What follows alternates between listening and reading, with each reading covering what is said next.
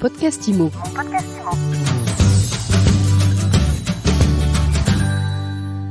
Bonjour, bienvenue dans ce nouvel épisode de mon podcast IMO. On est en live du Rennes, c'est la 10e édition du salon de la PropTech et je suis avec son fondateur, Hervé Parent. Bonjour. Bonjour. Alors il y a 10 ans, vous avez eu l'idée de lancer le Rent. Vous nous expliquez comment ça vous a pris ? Oui, c'est très simple.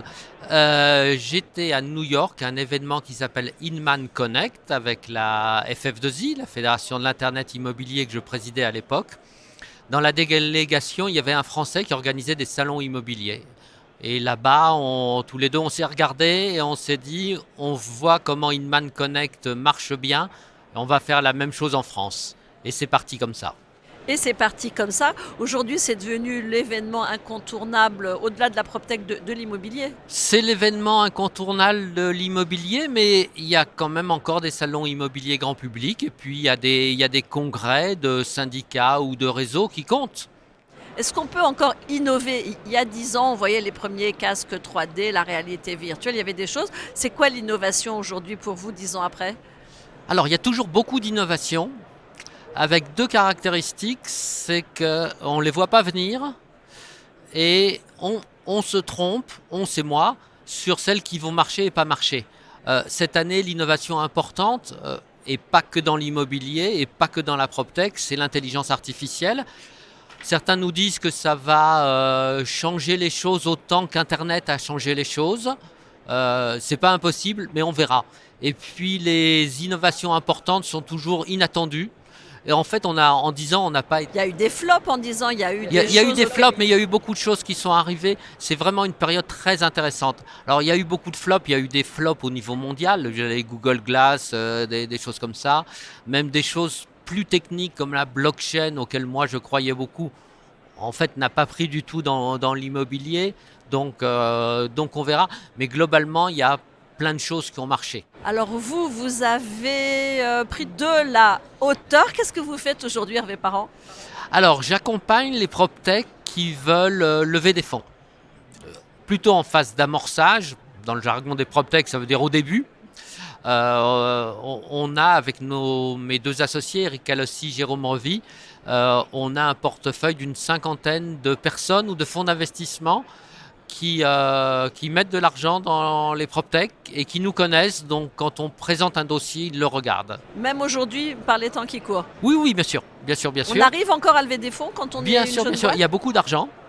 Il y a encore beaucoup d'argent. Il y a beaucoup d'argent. Hier, j'étais avec un fonds, ils ont 40 millions d'euros et pour mettre spécifiquement dans la PropTech. Mais ils ont l'embarras du choix aujourd'hui.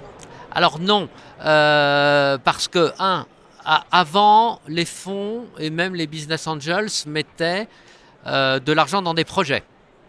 Aujourd'hui, ils disent non, nous on veut, qu'il y ait des clients, que ça gagne de l'argent avec les clients et qu'on ait des bilans comptables. Voilà, donc ce qui réduit le truc.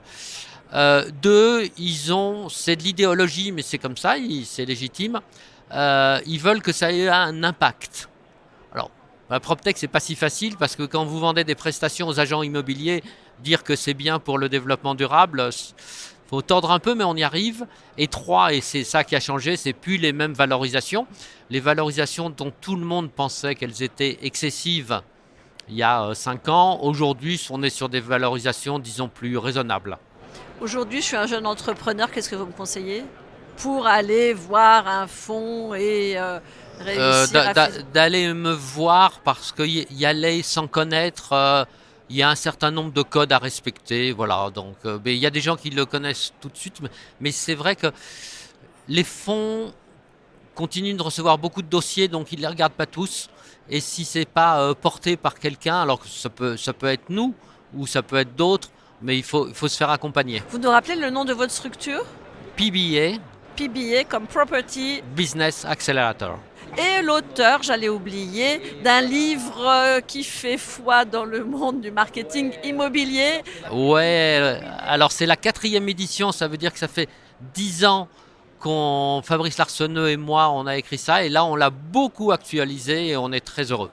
Donc ça, c'est chez Duno. Chez Duno, pour l'acheter, le plus simple, c'est fnac.com. Et sur la table de chevet des meilleurs professionnels de l'IMO. Voilà. Merci et à très vite. À très vite. Quant à nous, eh bien, on se retrouve très vite pour un nouvel épisode de mon podcast IMO à écouter tous les jours sur MySuite IMO et sur toutes les plateformes. Vous êtes de plus en plus nombreux à vous abonner. Merci à tous. Alors surtout, vous continuez, vous commentez, vous nous posez vos questions et vous nous laissez des étoiles parce qu'on adore ça chez MySuite IMO. Mon podcast IMO. Mon podcast IMO.